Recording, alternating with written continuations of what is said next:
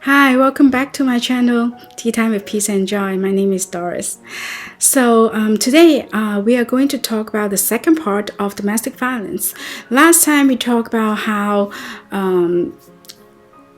it happens and the red flags and the power wheel, and this time I'm going to talk about if you are a friend of a victim, what can you do? So I'll give you really concrete recommendations on what to do, and if you like this type of video, please subscribe and click on the bell so you will get the notification when I upload my next video. And if you like this content, this video, please give me a thumbs up, and if you can, share with your friends. I really want to reach out to more people, and so that more people are aware of domestic violence.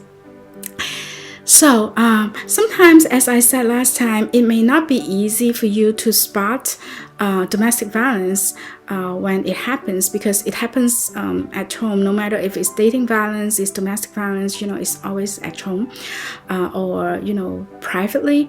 And as I said last time, some of the abusers you can really see, but some of them, they seems to be really super nice, and you can't tell they're an abuser. But there are some red flags that you can see. So first of all, last time we talked about how they always want to isolate the victims, right? So when they want to isolate the victims, or they will, the victim, your friend, may not be able to come hang out with you as much as they want, or especially if they are afraid, saying, "Oh, I really want to go, but I'm afraid that I'll get in trouble." If they have the fear in their eye when they talk about the abuser, most likely than not, there may be something unhealthy at least going on. And if they cannot hang out with you, and if, for example, they have some bruises around them that is unexplainable and more than normal, and if it's in the summer and they're wearing long sleeves, or if all of a sudden they're wearing like a scarf, then all those may be cover up for their bruises or for the hurt that is done.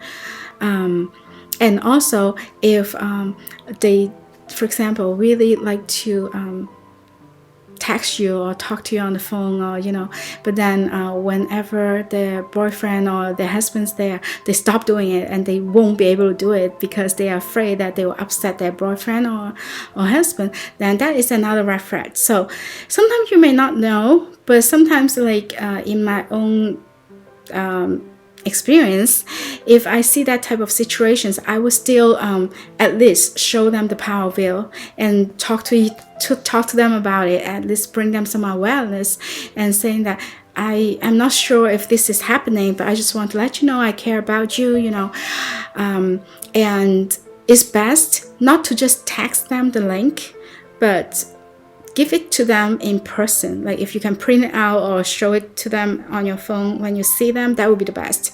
Why is that? Because if they are really in a seriously abusive relationship, it may be dangerous for them to bring that kind of information back home.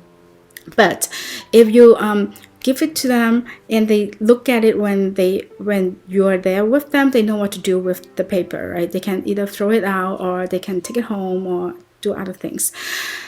Okay, so how can you help? First of all, the most important thing is not to blame the victim. Never blame the victim.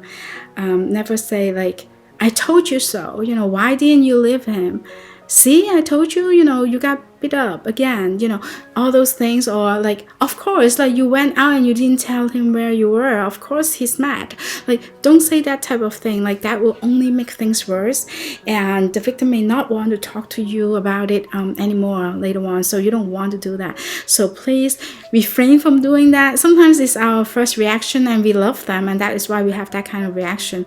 It's quite normal, but yet try to not do that. Okay. And and the second thing is believe them. As I said, sometimes we can't tell if the abuser is an abuser, but if the victim is telling us something, we first of all believe them, and validate their feelings. Like if they tell you, you shouldn't criticize their feelings because it's their own feelings, right? You try to validate it. You try to empathize, trying to understand what they are going through, put yourself in their shoes. And if you really don't understand what they are going through and why they can't live the relationship, you can see our last video talking about the red flags and how it happened. So I will have the link here. So the next thing is trying to develop a safety plan with them. So the best case scenario will be you will be able to call the hotline with them, because it's usually 24/7, and they will be able to professionally develop a safety plan with your friend.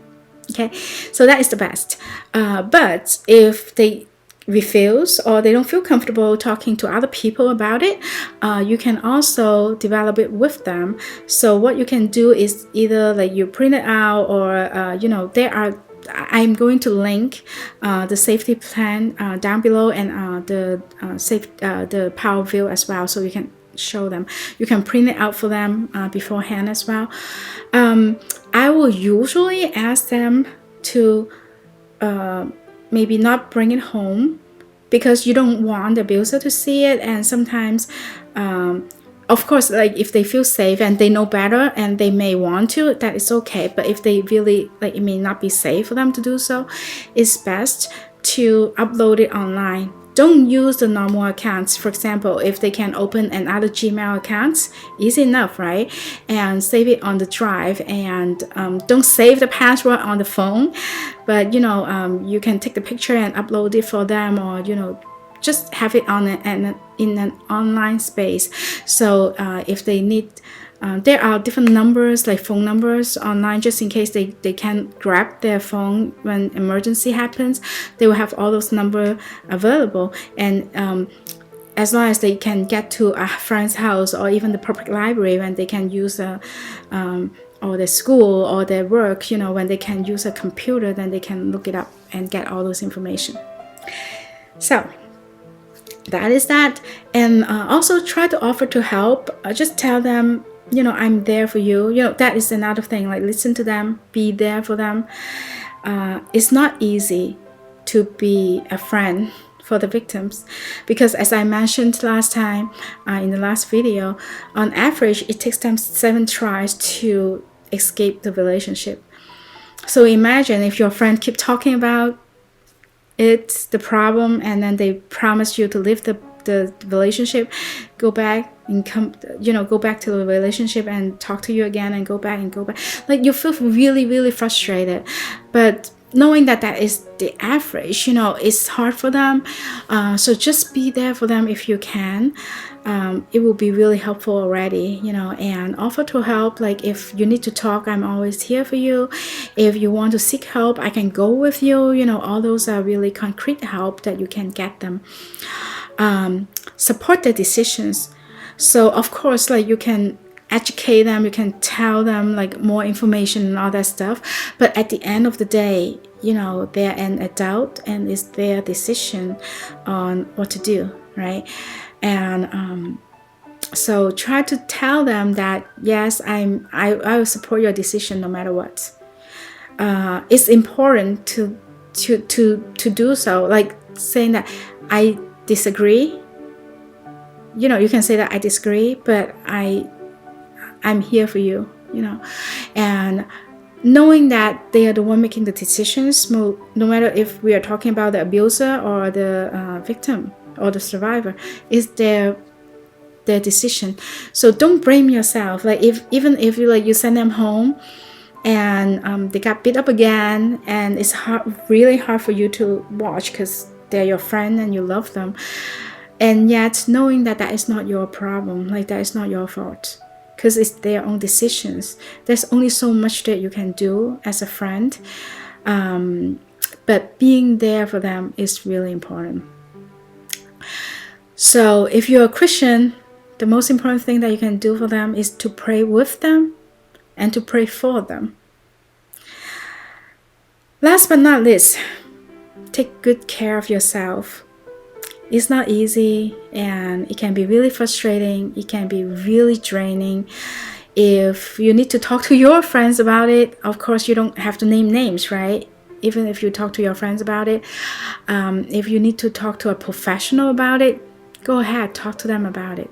Okay, so those are things that you need to do to take good care of yourself, and praying for yourself as well. That is helpful. So before we end the video, I want to share with you a Bible verse. Is in Galatians 6:2.